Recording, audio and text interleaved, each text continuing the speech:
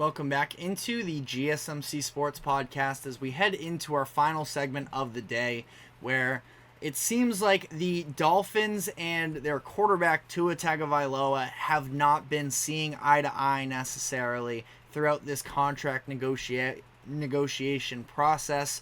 Omar Kelly of the Miami Herald said that the Dolphins are unwilling to pay Tua a quote, Goff-esque contract rate. Now, Goff just signed a 4-year deal worth $212 million about a month ago. That is good for $53 million per year. Trevor Lawrence also just signed a big contract extension even sooner than that.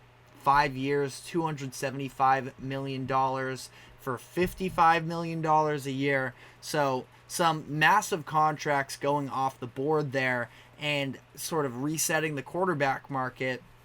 It seems like the Dolphins aren't necessarily in a rush to match that, and that they are going to be willing to sort of play this out with Tua. That they are maybe planning on offering, I think the Manny Maradigue of our the Chip Shop Football podcast here mentioned that they are maybe planning on offering one last extension offer before training camp starts, and then after that they're just going to see how the year plays out. And I absolutely love this decision from the Dolphins, because I was worried that they were going to sort of get caught up in the moment, and especially after those Goff and Lawrence deals come off the table, that Tua was going to ask for similar rates, and I just don't think that I'm there yet with him that I would be willing to pay him that type of money. I'm taking Goff and Lawrence over Tua pretty much 10 times out of 10 and not really thinking too much about it. Tua's a good player, and he is very solid. And, you know, we're talking about Jared Goff as well, who I would probably say those same things about. But at least Goff has shown in this past year an ability to win a couple big games. I don't know if that's the case with Tua. And, you know, even with Goff, go back to 2018 when he made the Super Bowl with the Rams. Now, that was obviously more based on the offensive scheme and the coaching of Sean McVay. I think that's also very similar to Tua in Miami right now with Mike McDaniel and all the weapons that they currently have. I find this to be a very quarterback-friendly offense that the Dolphins play in. It's not just the receivers. You look at the running backs as well, where you have a Devon Achane just sort of pop up out of nowhere. Raheem Mostert was incredible for them this past year, and there's just speed everywhere that, frankly, I just think a lot of quarterbacks could find their way in that system. Now, eventually it's going to continue to get expensive, but I still believe in the coaching of McDaniel that I don't think there's going to be a significant fall off if Tua ends up walking. Now, obviously, they would prefer to keep him in the building considering how familiar they are with him and such, but it's an interesting debate because, again, by no means, I know I sort of came out of the gates here very anti-Tua. Tua was technically in the MVP race last season, and it was in large part because of the fact that there really wasn't a significant frontrunner for the MVP award this year. I actually thought that there was a case for Tyreek Hill until he started bumping into some injuries about halfway through the year, that he could have possibly been the MVP, which I know was always a long shot considering the positional value there, but I think he was at least in the conversation for a while. And I think it's also interesting considering the fact that there is some injury history with Tua. There was a little bit of skepticism as he was coming into the draft in 2020, I believe it was, and the 2022 season he had the concussions. I wouldn't be worried about his health if that's what the debate is coming down to. I think it should plainly be about, is his talent worth the money? Because last year he held up really well for himself, and he understood that he needed to, be better about taking contact and such, and he learned how to fall, was the big story of last offseason, where I think he was doing jiu-jitsu or something that was going to help him sort of avoid injuries and such, and he played healthy. So, it's fair to have some concerns, but I would not be entirely focused on the injury aspect of Tua if that's what you are sort of coming back to in these debates. Is he good enough to make $50 million and lead you to a Super Bowl while taking up that much of the salary cap? I don't really think so with Tua. And, I don't want to be negative on him or anything, because I do think that he is a starting caliber quarterback that, there are a number of teams that if he were to end up walking in free agency a number of months from now, that there could be a lot of suitors. I look at some teams that could have quarterback openings next year. The Jets, depending on what happens with Aaron Rodgers this year. The Steelers have 2 quarterbacks on 1-year deals. The Raiders are currently in a little bit of a limbo here in terms of where they're at. Titans and Saints as well. There's a lot of unknowns, and you can even go a little bit deeper of if Dak walks in free agency, maybe they try and go for Tua at a little bit of a cheaper rate. The Panthers, if Bryce Young, flames out again, hopefully not, because I really am rooting for him to be able to turn around his career trajectory. But,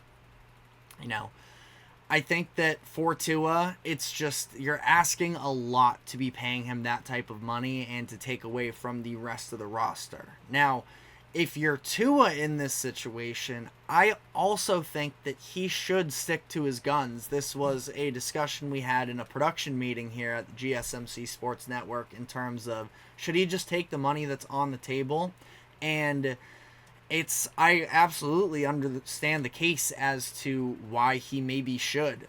Given all the things that I just said, that I'm not really a believer in him, that there is, some concern of what if he has a bad year. But I think he will probably end up just having a fine year. He's either going to get paid from the Dolphins at a year later where the quarterback market will be that much higher, or again, those number of teams that I just listed, somebody would probably give out a contract to him. So it's this weird middle ground where I think it's probably just best for both parties to see how this season plays out and play it out from there.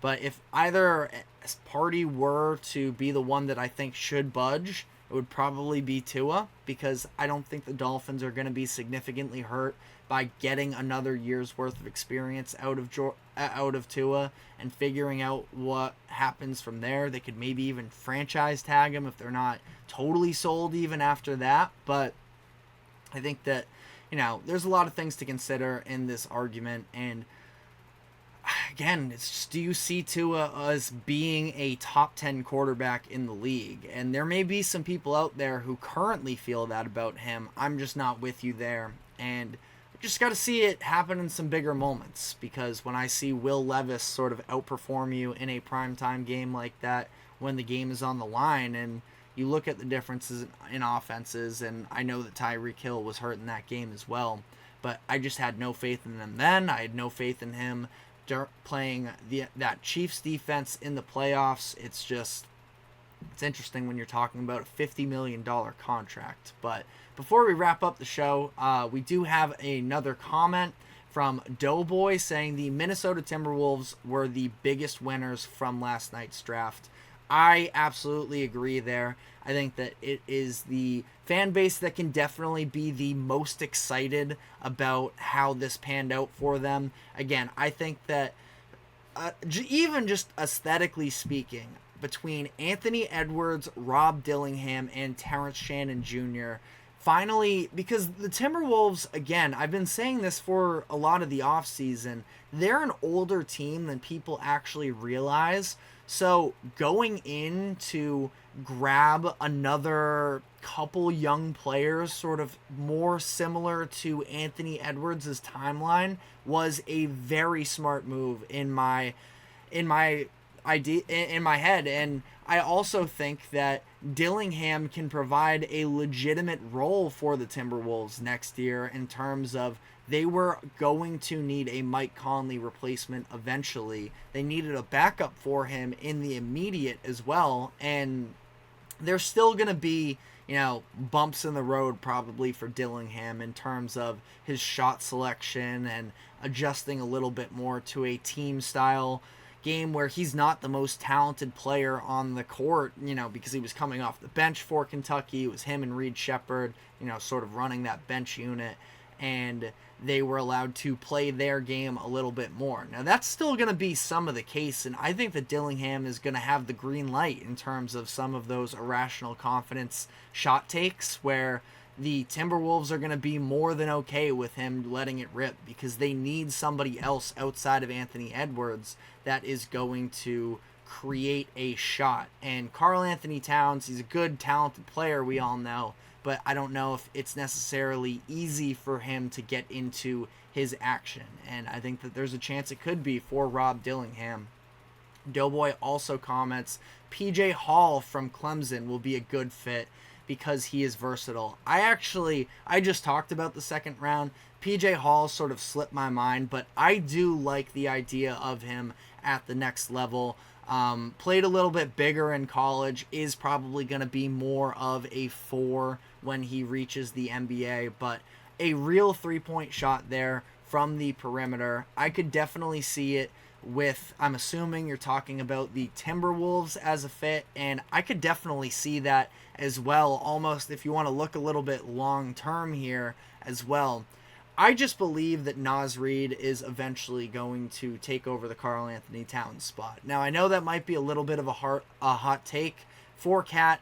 I think he's very expensive, and he's probably a little bit more expendable now that Naz Reid has shown what he can provide. Of course, the former 6 Man of the Year winner. I've been saying I think he can be a starting player in the NBA. Now, he's not quite the same level of offensive production as Cat is, but I could see, Reid taking over for Cat, and PJ Hall could maybe sneakily be a little bit of a Naz Reid if the Timberwolves were to take him and have him come off the bench. I don't know. That's a big ask out of PJ Hall, so I wouldn't necessarily throw those expectations on him immediately, but I think he could provide a lot of what Naz Reid has over the past couple years of his developmental track. So just something interesting there. Doughboy says Cat is declining.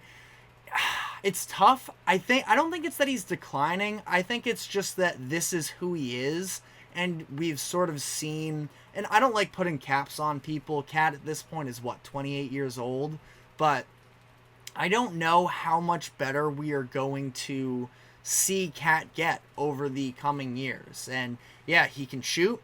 He doesn't have this elite post game. To be fair, in 2024, it's not like having an elite post game is the, number one weapon for an NBA player. But it is just interesting. He feels very limited. And again, you talk about in a vacuum, who can create a look? I don't think Cat really can like that. And again, you're asking this out of a big man. There are very few big men that I feel extremely comfortable with, 5 seconds left on the clock, being able to get himself a great look. But when you're paying Cat all that money and you already have your center in Rudy Gobert, who I know that this was just a very tough exit from Gobert out of the playoffs, but, I do still think that he can provide something, an elite level of defense that I don't necessarily see from Cat. And Cat's just this little bit of a tweener to me in terms of being a star and being just a really good player. And I don't know. It's interesting to sort of balance out that whole conversation. There are teams in the NBA that can absolutely benefit from having Karl Anthony Towns on their roster. I just do wonder with the Timberwolves, who are so expensive, if the future is sticking with Cat, knowing that they have 3 big contracts right now for 3 bigs. I don't know how much longer that's going to be sustainable, but I guess we'll just have to see. But Timberwolves definitely ultimately came out as a winner in this draft. We have another comment asking, what do you think about the Chicago Bulls? Did they win or lose? So it's interesting. Modest Buzelis is, first off, I mean, you just want to talk about sort of the underlying. It was an awesome moment to see Chicago kid drafted by Chicago. That was probably the most emotional selection. So I thought that was really cool. Buzelis, I don't know necessarily about the fit with the Bulls. Now, the Bulls, I don't know if I can consider them a winner or a loser until we know what definitive direction they're going in. Now, they just made the trade, Alex Caruso for Josh Giddey, who I actually defended the Bulls thinking that they have, if they're going to press this rebuild button, Giddey as a primary ball handler is obviously a much more impactful player than as a third option like he was on the Thunder.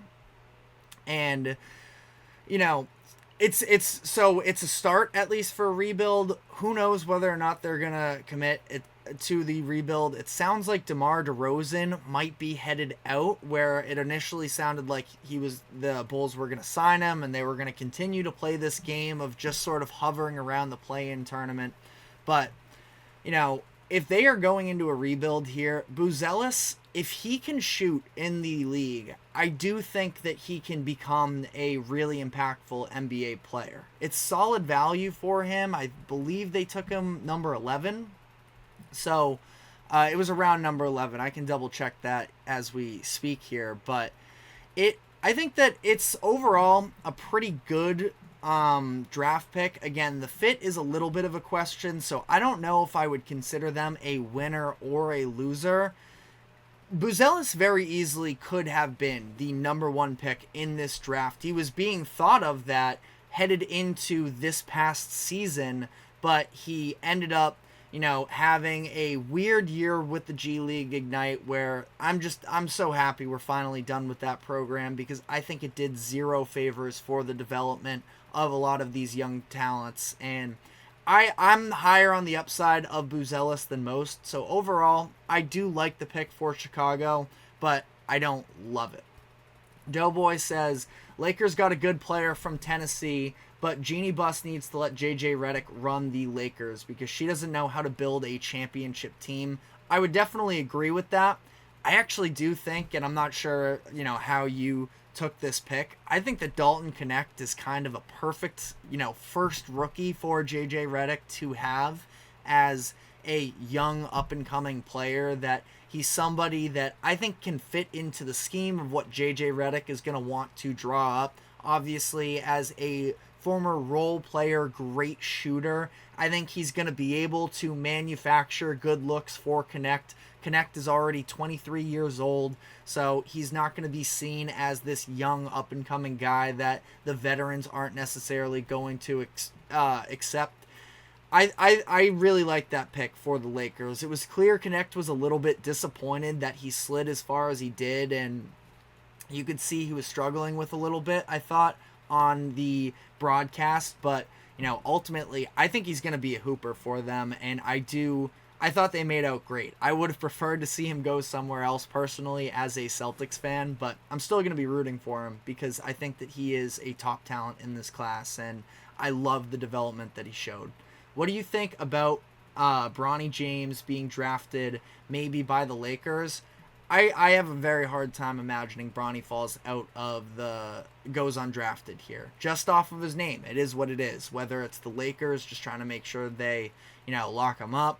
He's interested in the Suns as well, who just acquired a couple extra second-round picks from, at least one second-round pick, I think, from the Nuggets in that trade down that they did during the first round. They got pick number 50. I don't know. I'm doing this off the fly here, but they got another second-round pick. It was 56 in this draft as well. So the Suns could potentially take him.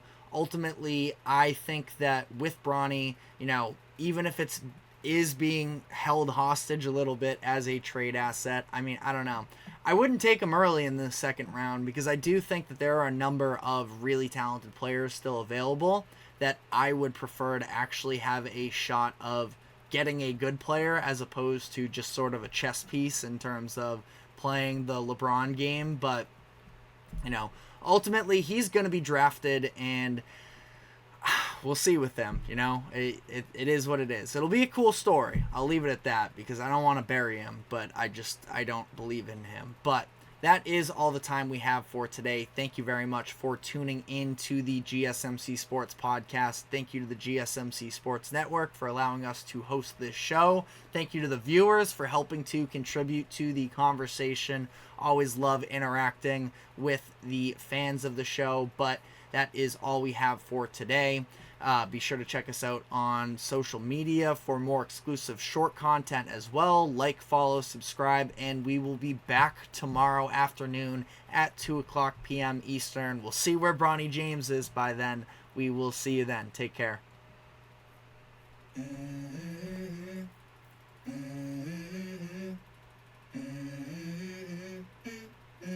Let's go.